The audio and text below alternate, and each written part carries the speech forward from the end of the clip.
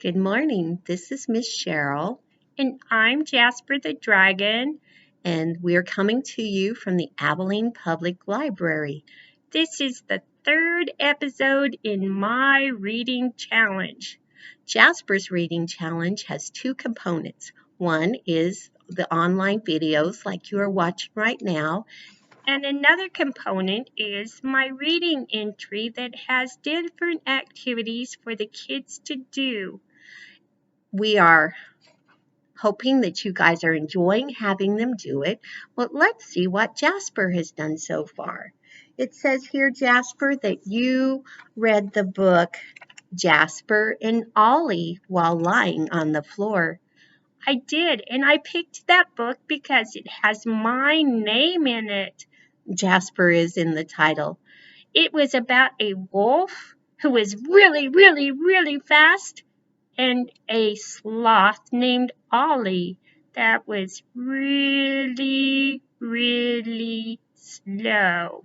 One day they were on their way to the pool. Jasper was really fast, and Ollie was really slow. But in the end, they got to eat ice cream. Well, that's fun, isn't it? It sure is. I hope everybody reads that story this summer. It would be a good one for them to read. So that was Jasper and Ollie. Let's see what else you did.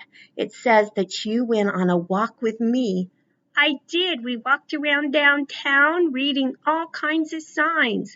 And did you parents know that reading signs with young children especially is a good way to introduce literacy to the children? Noticing print everywhere is an early literacy skill that is valuable for them to learn. Let's see. It says here that you read the poem Five Little Dragons. And I really liked that poem. I can imagine that you did, seeing it had dragons in it. And then it says that you read this book, The Boy Who Cried Wolf.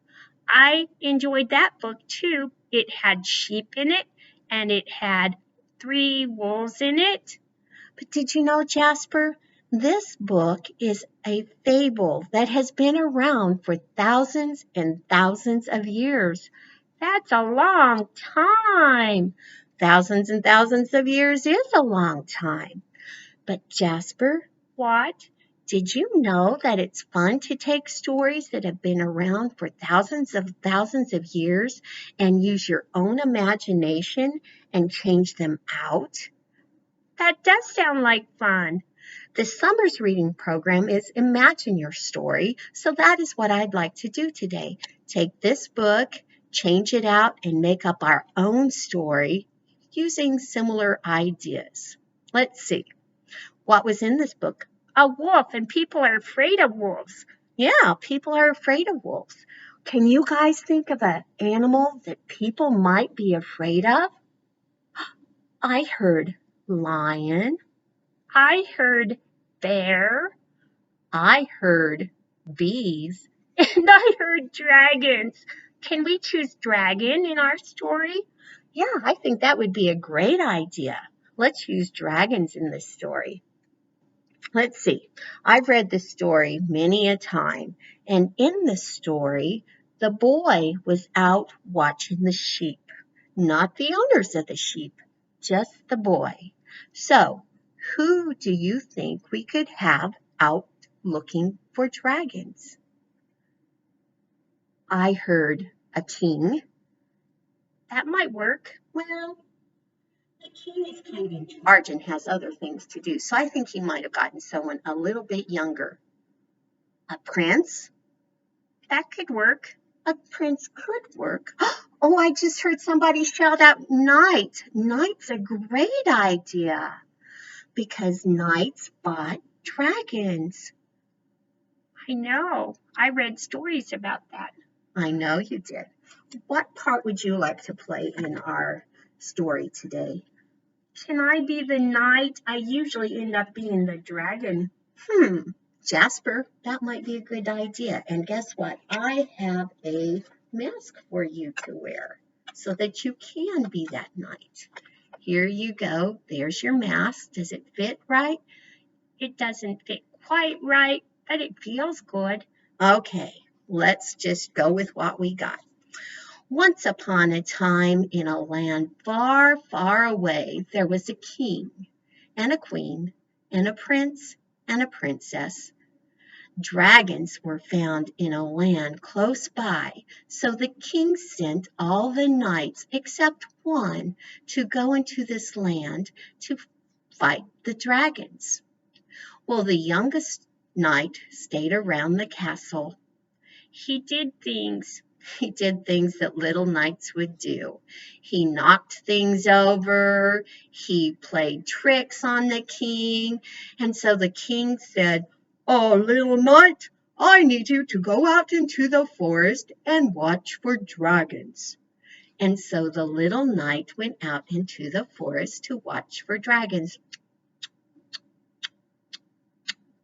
When he got out into the forest, he started counting dandelions.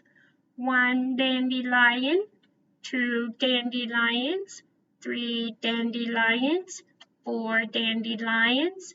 Time passed. 3,725 dandelions, 3,726 dandelions. And he started to get a little bit lonely. I'm a little bit lonely. And so he got an ornery idea. And he started shouting, "Dragon! Dragon!"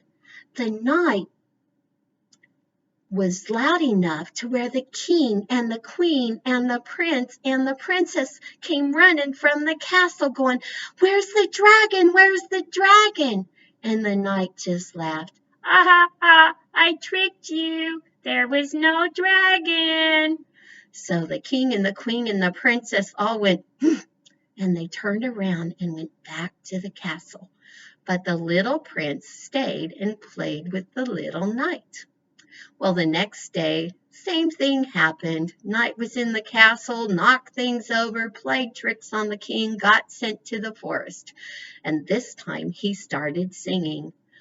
5 little dragons went out to play over the hill and far away. When the mother dragon said, "It is time for a snack," 4 little dragons came flying back. Well, he sang that song again and again, over and over and over, until he got tired of it and lonely. "I'm lonely," he said. I know what to do. And he started shouting, "Dragon! Dragon!" Well, the king, the queen, the prince, and the princess all came running from the castle going, "Where is he? Where is he?" And the knight just laughed. "Ha ha! I tricked you again." Well, the king, the queen, the princess all went, and they turned around and stomped back to the castle. But the prince stayed and played with the little knight. Well, on the third day, same thing. Knight was knocking things over, playing tricks on the king. The king sent him out to the forest. The little dragon knight found things to do when all of a sudden, up in the sky, he saw a dragon flying towards him. He got scared and he started shouting, "Dragon! Dragon!" But nobody from the castle came, so he shouted again, "Dragon! Dragon!" The dragon was getting closer, but still nobody came, so the knight had to think really, really fast. I, do you like stories?" the knight asked the dragon. The dragon did like stories, and that from that day on, the dragon and the knight met in the forest to listen and to tell stories. And they both lived Happily ever after. the end. That was a good story. Yeah, we made up a really good story. Thanks for your help, you guys. Let me help you get your little mask off. There you go. And just like The Boy Who Cried Wolf is a part of a collection of stories known as Aesop Fables, there is one more Aesop fable that I would like to share with you. It has a character that is really, really fast and a character that is really, really slow. What's the character that's really fast, Miss Cheryl? Well, the character that's really fast is a hare, and he goes zoom, zoom, zoom all over the place. What character is really, really slow? Well, can you think of an animal that is really, really slow? I heard snail. I heard a tortoise. Yes, this story is about a hare and a tortoise. And the hare was really, really fast. Zoom, zoom, zoom went the hare. And the tortoise just went doo-doo, doo-doo, doo-doo, doo-doo, and was really, really slow. The hare liked to brag, I am really, really fast and I can beat all of you. Well, one day the tortoise got tired of hearing that. And so the tortoise said, Oh, Mr. Hare, I challenge you to a race. I like races. I know you like to win, don't you? I do. And so did the hare. And so he accepted the challenge. The next day they got together and the race was on. The hare went zoom, zoom, zoom all over the place. And when he got really close to the finish line, he looked back and saw that the tortoise had barely left the finish line. So the hare thought, I can take a nap. And so the hare laid down to take a nap.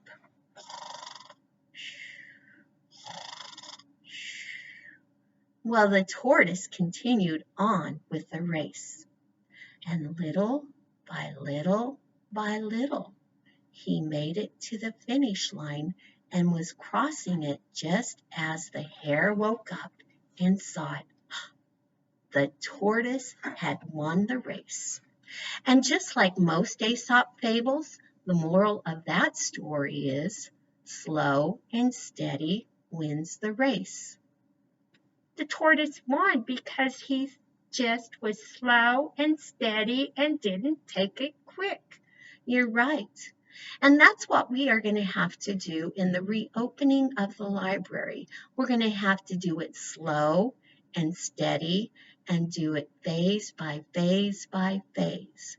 So stay tuned by watching us on Facebook or our webpage.